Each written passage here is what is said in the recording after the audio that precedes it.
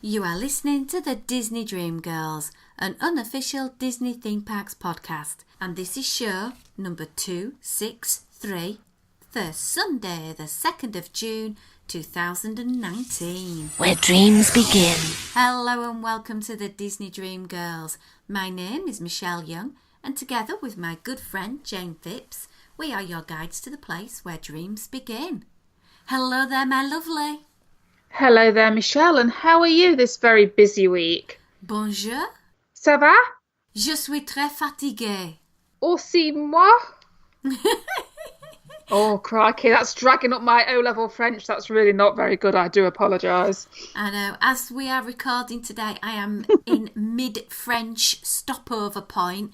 I have just come back from Disneyland Paris, and literally I am on the foot of going back to France for a very different excursion. I am going to go and attend a celebration of the 75th anniversary of the D-Day landings. You couldn't have two more opposite reasons, could you, for going to France in 1 week? No, not at all. And two very worthwhile reasons for going to France, may I say. True. The 6th of June is the official 75th anniversary, but we're taking a group of cadets over Friday through Sunday to do a tour of the Normandy battlefields, and I am incredibly honoured to be one of the adults that was selected to go, and I imagine I'll be incredibly emotional and incredibly tired, but I'm really looking forward to it. Yeah, it's a very big honour, Michelle, I think, and brilliant experience ahead of you, I think. I know, can't wait to share it with the cadets, and for a lot of them, I imagine a big learning curve because they'll find out lots and lots of... Yeah, we're all very worthwhile. Absolutely. Very poignant. But before we crack on with a tasting of Disneyland Paris, we have some news, Janie. Oh, okie dokie. What's cracking off then? Well, firstly, this is the magic bands, and Disney had an amazing idea to release a whole host of different magic bands instead of you just getting the plain different coloured ones. Oh, okay. More things to collect, yeah? Well, I just thought, hang on a minute, this is an amazing idea because one, they knocked a little bit of money off the original magic band cost because normally they cost between $24.99 upwards. Right. So they said to people, look, if you want to have a more imaginative magic band, we'll put on a selection, and they had like Star Wars, they had Marvel, they had Mickey, they had Mickey snacks. Oh my word, there was a bit of something for everybody. And the price ranged between $10 and $14.99, so they knocked $10 off the price, and I thought, okay. Wow. So I went on my Disney experience, tried to log on, technical issues. Everybody and their brother was posting, oh, I've just ordered this, and I'm like, technical issues. So eventually when the technical issues went away, the choice got very, very limited. They virtually sold out. Oh, no. And literally, as of recording today, there are none available. Wow. Now, I think Disney have played it very smart. They obviously had a couple of containers worth of old magic bands and thought, let's ship them out, let's do a promotion, let's sell them, and people gobbled them up. So all I'm hoping is that they come back into stock by the time I'm able to still alter my booking for my yellow magic band. Yeah, because it'd be nice to have one with snacks or something on rather than just plain old yellow, wouldn't it? Well, yeah, it'd match the snack dress I was planning on wearing with it. But hey-ho. Talking about food, as we do. Nice segue, yeah. The basket at Wine Bar George has just come up on my radar as a place I really want to try. Oh, I've not heard about this. So I've got the menu in front of me, and sometimes you're at Disney and you might want to do a bit of a picnic and it's a bit difficult to do. Well, they do something called Build a Picnic, and you have a choice of sandwich, cookie, wine and bites, and you get a complimentary picnic basket. I had to do picnic basket, I just think. Yeah. $60 Okay. But it can go upwards. It's a minimum spend of $60. But their menu sounds amazing. Right. So you're looking at things like goat cheese, fig, arugula, ham Ooh. gruyere, ciabatta. Mm-hmm. And then you can get all these boxes with little bitey things in, like a chicken skewer or crispy mac and cheese bites or chorizo, manchego, almonds and crackers. Ooh. So it just sounds really good. Do you get to keep the basket afterwards then? Yeah. Oh, that's okay. So, and if you don't want to have a picnic basket, you can just go up and have things from the counter service window. And they have all sorts of things. And one of them, I've chosen this for you, Jane. Oh, okay. Is the Froscato Mimosa. Oh, what's in that then? It's made with Dole Whip, Moscato and Prosecco, and it's $15. It does sound quite nice, actually. And they also have an alternative one, a Froscato, which is Dole Whip, pineapple, Moscato and vodka. Oh, wow. Now, I thought your ears would prick up. I think the second one sounds nicer than the first one, Michelle. And the second one's a little cheaper at $13. Well, there you go. You see, I'm a cheap date. Absolutely. But while you're there partaking in your alcoholic beverage, Yes. they have got some house-made ice creams that sound amazing. Mm-hmm. And you know, sometimes you don't want a big, massive suitcase full of ice cream. You just want a scoop. So they have got some really unusual ones, and I think I'm going to have to go and take one for the team and try some out. Yeah, sacrifice yourself, love. They have chocolate bacon. Chocolate bacon. Yeah. Okay. Chocolate bourbon. Ooh, right. Coconut avocado. Yeah.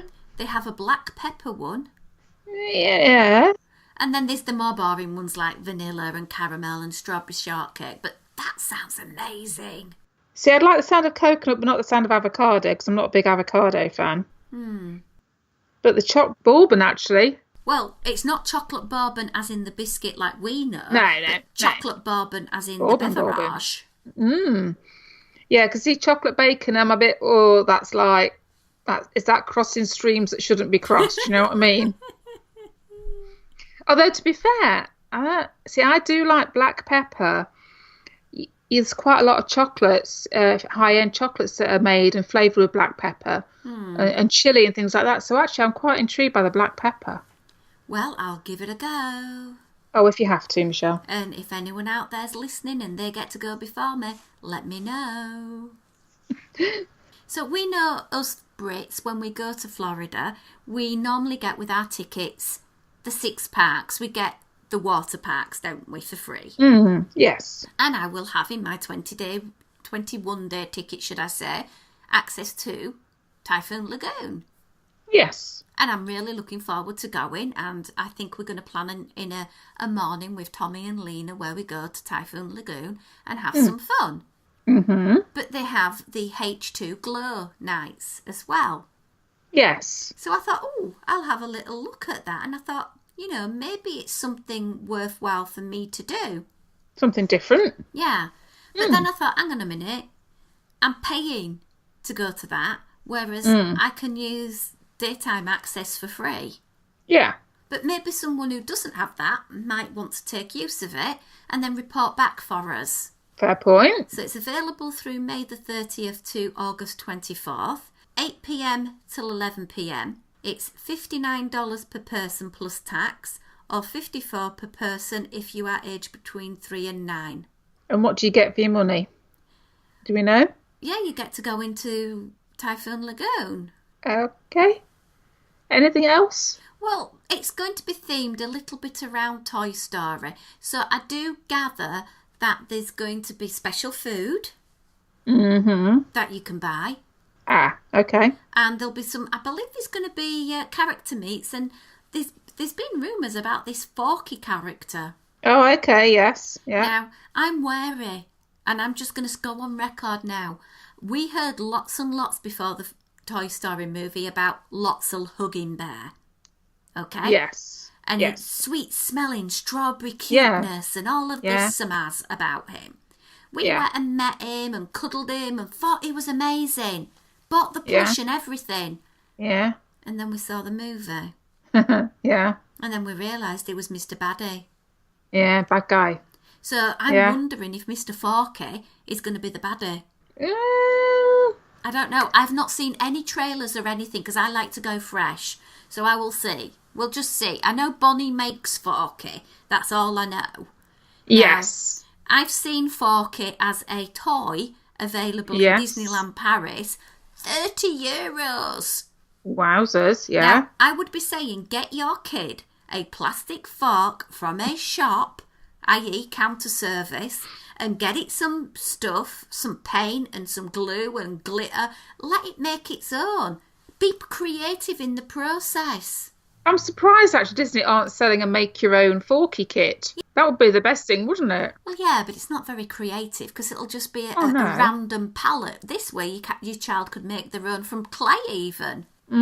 Anyway, I'm digressing. There's a whole host of glow night entries and savoury foods you can get, alcoholic beverages, non-alcoholic beverages, all available at a set price. They're sort of having a disco vibe going on the shores of the Typhoon Lagoon wave pool. I just envisage alcohol and water slides and wave pools not ending in pretty. Yeah, if there's a recipe for something going wrong there, you've got it there, haven't you? Absolutely. But if anyone does go, if you want to report back for us, we'd love to hear from you. Yeah. As I say, it's something I will not be doing because I've got the entry. So, is it worth it? Yeah. Next thing I've got on the list is mobile ordering is spreading like wildfire across Walt Disney World. Good. You can able to get it now at most of the restaurant mobile ordering counter service spots. Cool. So that to me is great. I could be sat in my room up at Pop and I could go on the app and think, right, I'm going to want this. I can order it from the room. Yeah. And then walk over, and when I get there, I just do the click I'm here bit. The food, as if by magic, will appear at a counter and I've had no queuing involved whatsoever. Sounds perfect. It is. It's great. I don't understand why people aren't using it. I don't know whether it's because people think there's a cost or they don't know it's there, but it's free, and it's on the app. I would imagine it's because people don't maybe appreciate what it actually is and how they can utilise it, I would imagine. True. It's maybe not been advertised enough, I don't know. Yeah, and I'll get back to that point in a little while when I'm talking about Disneyland Paris. Oh, okay. So theme park attendance figures were out this week. The Themed Entertainment Association with AECOM released the figures on attendance and all sorts of analytical type things. And the surprising thing for me was Disney's Animal Kingdom has gone up 10%. Wow, okay. That's a big lump. Yeah. Hollywood Studios gone up 5%. Really? And that's when it's virtually construction land apart from Toy Story. Quite, yeah. So has the impact of Toy Story Land driven people to that park even though Galaxy's Edge is not open yet? Well, there must be something because that's the only thing I could think of because there's nothing else really particular yet, is there?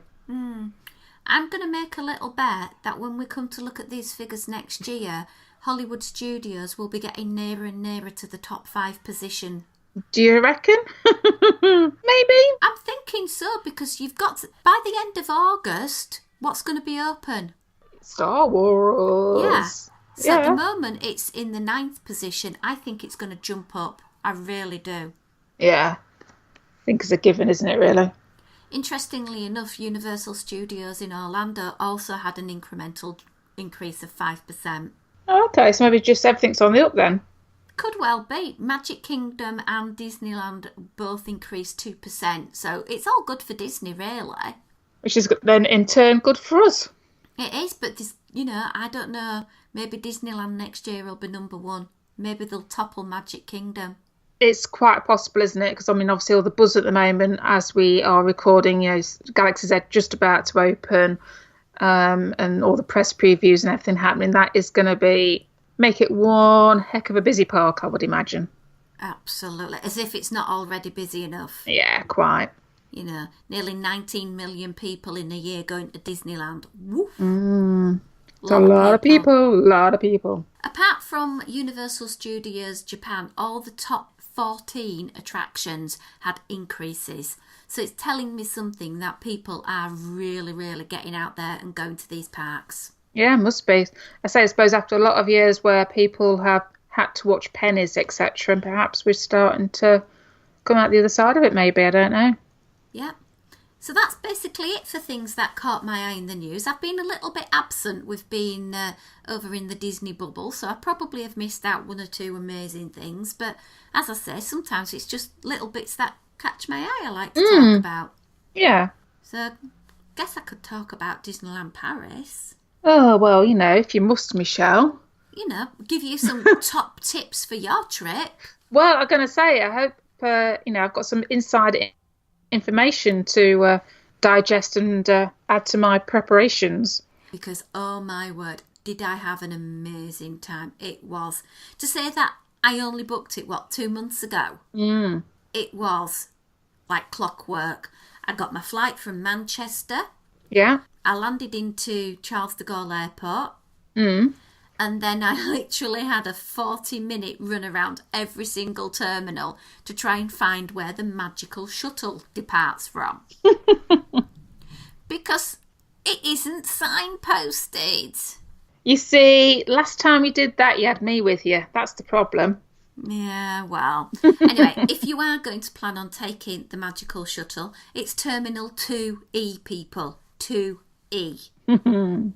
Totally straightforward once I got there. It's €23. Got onto the coach. 55-minute transfer time to Sequoia Lodge with Wi-Fi. Yay, civilization. I know. And that is the first comment I am going to make about Disneyland Paris. Yeah. The Wi-Fi in that park is so much better than the American parks. Yay. A massive big bonus, because whilst I had my data allowance from the UK, which I can use in Europe, I didn't want to. No. I'd rather use the free Wi-Fi rather than my data package. Yeah, quite. If it's free, you want to use it. I didn't use any of my data package. That's really good. I used all Wi-Fi from the hotel, from the bus, to Disneyland, to Disney Village. It was fantastic. Service didn't drop, in Disneyland in California. You're wandering around and your battery gets eaten because it's constantly searching for Wi-Fi. Yeah. None of that. So Disneyland Paris is the park for Wi-Fi. That's really good, because I know we were chatting at one point on Facebook or WhatsApp, I think, and I did ask you about that, because I think last time, I can't remember much when we were there last. Obviously, we didn't need Wi-Fi because we were both there together. But the time before that, I know we kept escaping to Earl of Sandwich because they've got really good free Wi-Fi in there. So it's really cool to see that in a very short period of time, how the Wi-Fi is spread out across all of the resort. So anyway, the little old bus dropped me off at Sequoia Lodge, and there I met up with my holiday buddy, Caroline Gray. And she showed us to the room, and we were staying in Yellowstone. Sequoia Lodge is themed very similar to Wilderness Lodge, and it is stunning. The setting is amazing. It's cool, isn't it? Oh, there was this babbling brook down the side of our building, and you hear the birds, she says, doing inverted bunny rabbits, tweeting in the trees. We saw gardeners out replanting plants, so they're really taking a big care of the grounds. Looked beautiful. We had a ground floor room, 2 big double beds, a bathroom, a sink area, TV, drawers, everything you could want. The room was fairly clean. We had an excellent mousekeeper. Every night when we got back to the room, we had a turn-down service with chocolate Disney coins. Oh, nice. One day, the Sunday, was Mother's Day in France, so we had like a towel arrangement with flowers. Oh. And each night, the mousekeeper had left a Disney card on each of our beds, so I thought that was lovely. Yeah. But there's something my friend Caroline was telling me that is going to surprise a lot of people. We're used to going to the States and preparing mousekeeping envelopes. Yes, yeah. In Disneyland Paris, it's not the done thing. So no tipping. Well, from what my friend Caroline explained to me, she said that they are told, because they get paid a living wage, Yes. that Yeah. any tips they have to hand in and it's pooled. They are not allowed to personally keep them. Right. Okay. And if people offer them money in the hand, they have got to refuse it. Right. Yeah. I suppose it's.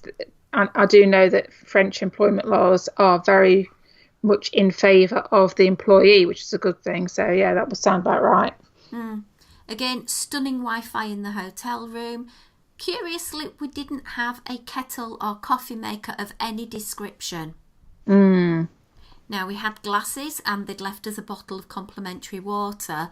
Caroline, having been at the Sequoia before, rang, ordered a kettle. It turned up within like an hour and the kettle was provided, but there was no tea or coffee. Ah, okay. Top tip is, make sure you request the kettle on check-in, but take your own tea, coffee facilities. They do provide the takeaway cups, but yeah. No sachets, I'm afraid. Okay. Outlets is the next thing I'm going to mention. As in plug outlets. Absolutely. We had 2 in the room, one of them on the desk area under the TV. And obviously, being from the UK, we can't just plug things in with a European socket. We have to use an adapter. We couldn't fit our adapter in where the socket was placed. It was in a very awkward position. Ah, okay. So the only socket we had was right by the door. All right. Luckily, I had taken an extension cable with 4 socket holes. So we were able to ensure that both mine and Caroline's things were charged up.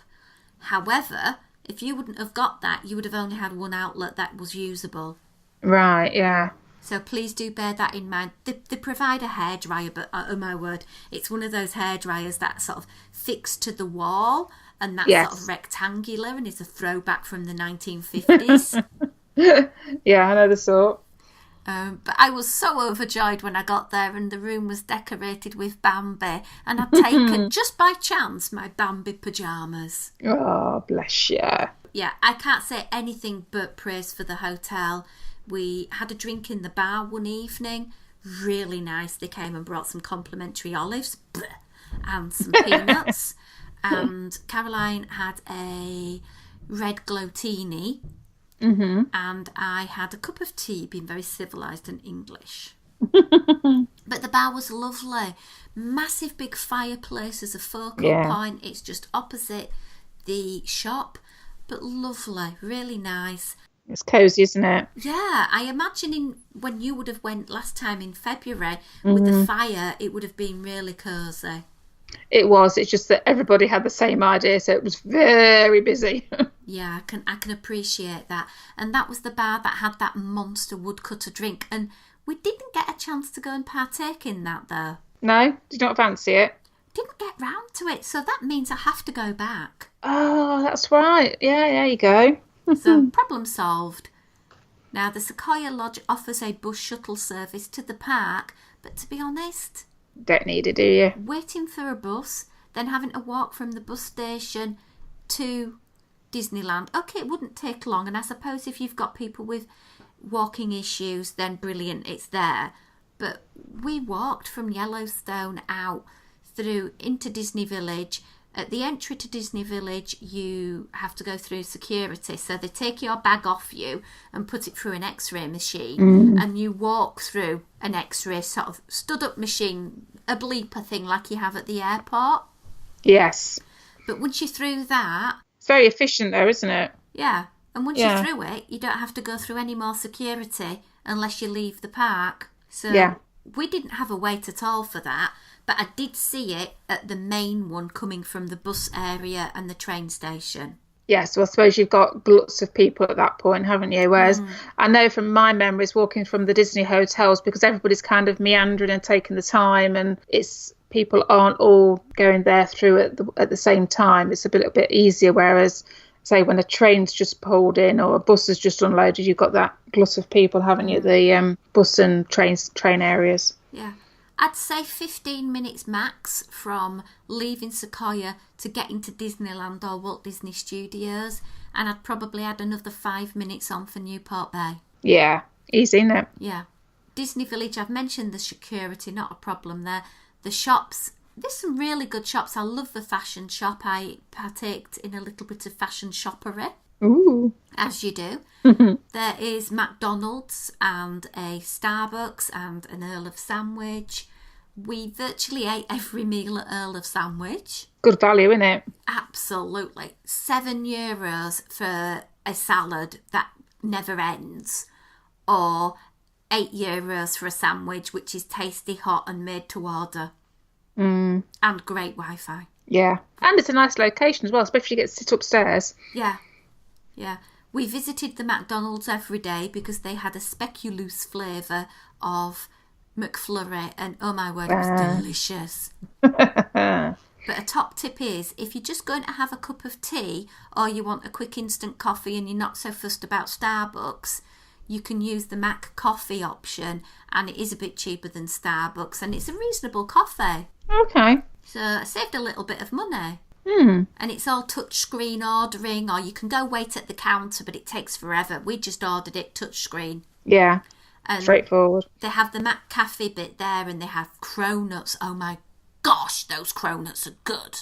And they have little macarons and pastries and croissant. Yeah. And it's a lot cheaper there than in the park. I bet, yeah. Obviously made use of the Starbucks. As you have to, yeah. As you have to. And then we walked into the parks. So that's sort of non-park talk over and done with. Okay, easy peasy. Absolutely.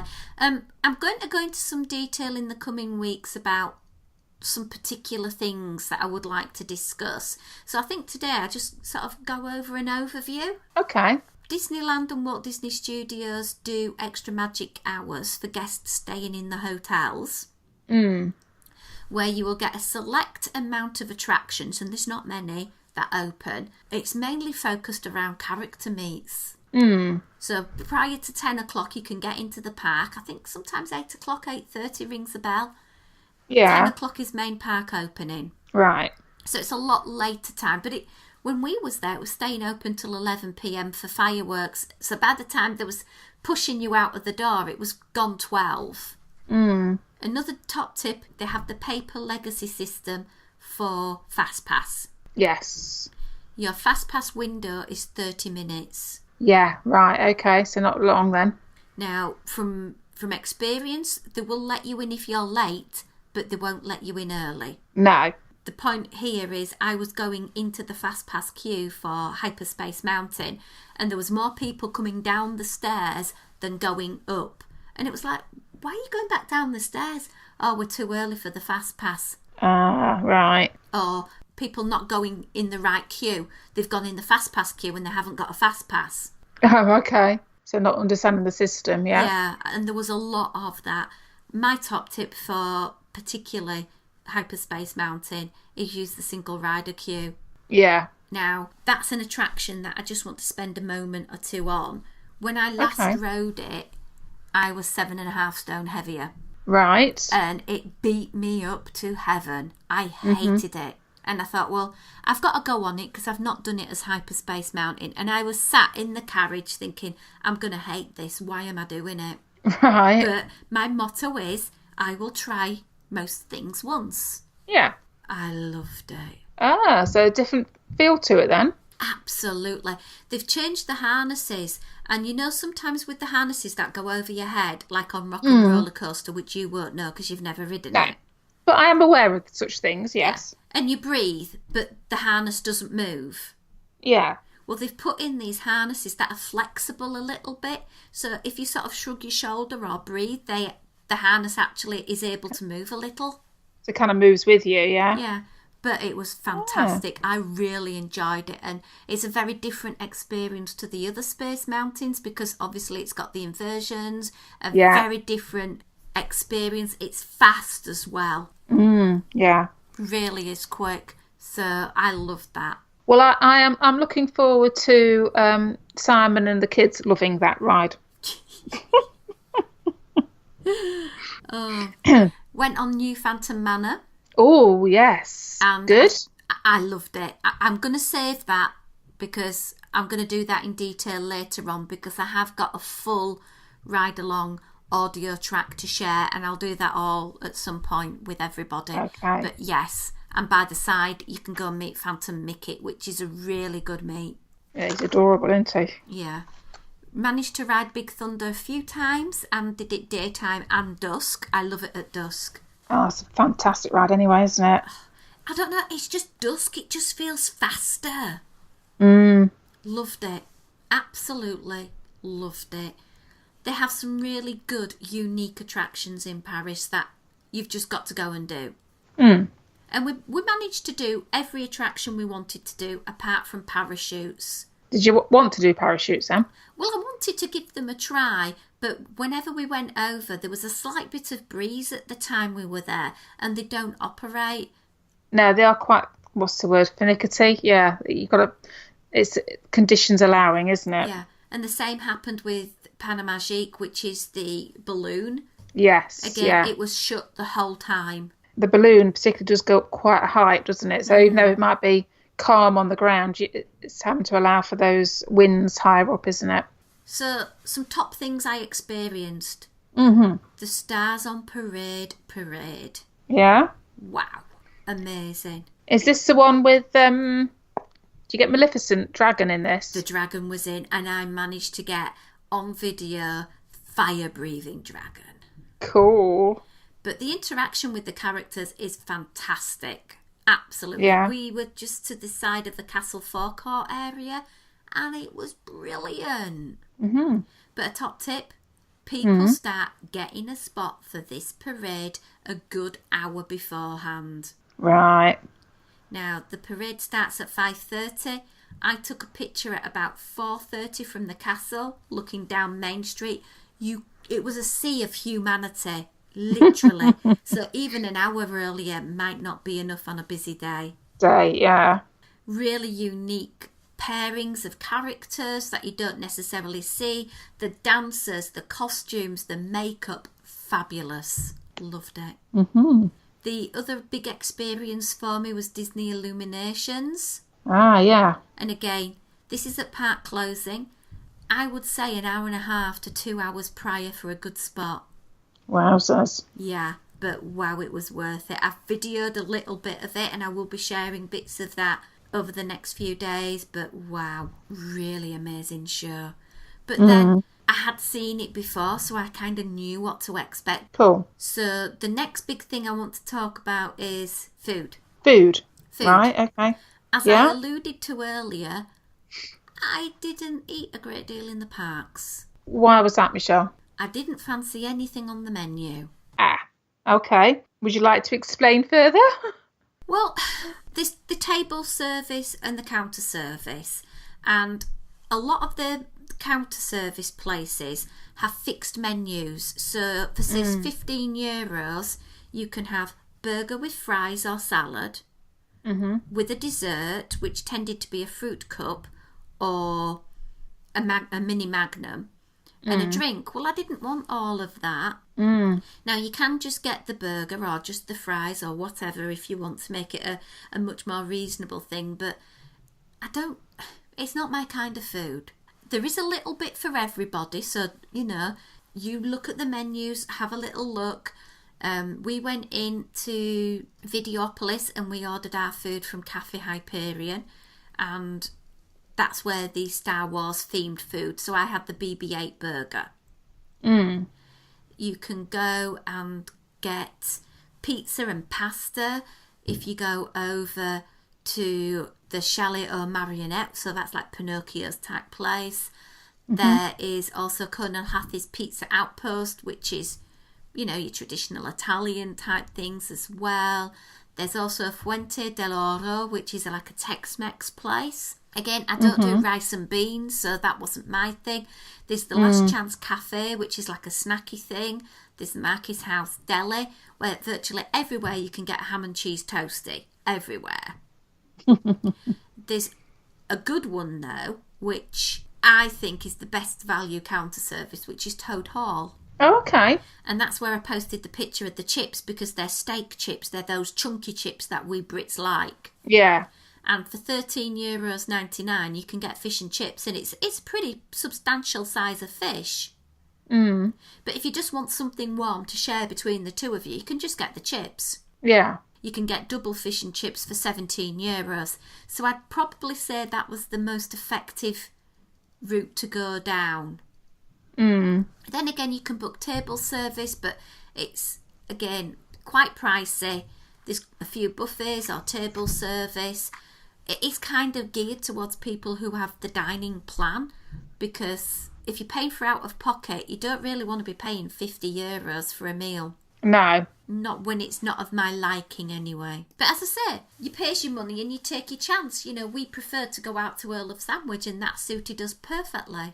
Mm. I suppose that's the good thing, the fact that you can obviously nip out the park. You've got Disney Village there with multiple different options if there's not something in the parks that suits you or suits your budget. No, totally agree on that one. Let me see. I did go to the Wild West show. I got pixie dusted a ticket, and I will explain that on another show as well, because I want to go into details on that. Oh, okay. In a future show. I really enjoyed it though. And I will, as I say, spill the beans if you like later. Now, our good friend Liz Reed loves Disneyland Paris, and before we went, she said, I want you to love Disneyland Paris. It's not that I don't love it. I do. There's so many things about Disneyland Paris that you can't but love.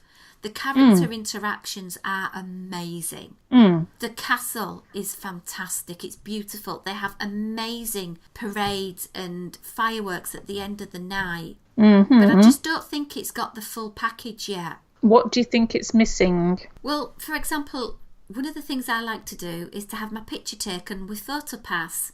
Well, PhotoPass is €79.99, or it comes free with certain annual passes. On the whole time I was there, I did not see a PhotoPass photographer just standing by a castle or standing by this or standing by that. We saw them with the characters, but that was it. So if you're not a character person... Well, you will get the ride photos. Yes. But the ride photos, they tend to edit, so it's just you and your friend in them, but then it looks really weird. Anyway, I'll share them, see what you guys think, but I just think at times they are a little bit weird. It's nice that there's only you and your party on it, which is good, but the sizing sometimes leaves a lot to be desired. I think I've got one for Tower of Terror where I have no head. That's not a good look. Which is pretty weird. And then, as I say, the food, it's moving in the right direction. It really, really is. We went to the confectionery, and you can get Mickey-shaped cookies, you can get Mickey-shaped meringues, you can get Mickey-shaped marshmallow, because it's very popular in France. So you can get that Mickey-shaped food now. And in the studios, there's so many different shapes of biscuits to do with Marvel. It's unreal. Ah, yeah. So it is moving in the right direction. You know, you can get the pineapple whip, which is like a pineapple soft serve on pineapple juice. So it's not Dole Whip, but it's getting there. And I think Disneyland Paris need to do more of these signature things to up the game a little bit more, to get the food to the level that it is of the American parks. And I think it's getting there, and it will get there, because the difference from the last trip I had has been fabulous. So I think that's what's missing to make it the package, if you know what I mean. Yeah, yeah. But the best bit of news I've got to report, smoking. Oh, right, okay. Now, 2 years ago, Jane, we were going, and within 30 minutes we could count easily 10, 12 smokers in 30 minutes. Yeah. This year, much better. Oh, okay. We counted Sunday and Monday how many smokers we would see smoking in a non-designated smoking area. Right. We only got to 22. Still a lot. It's still more than that's acceptable, but to be honest, there wasn't that smoky aroma in the air all the time. And to be honest, we were in the park from like 8:30 till 11:30 at night, and I think that's a massive improvement. Yeah. I didn't see anybody in the line smoking. Oh, that's good. Which was brilliant. And yes, they still have the smoking areas, which is unlike that they have in America, where it's no smoking in the parks at all.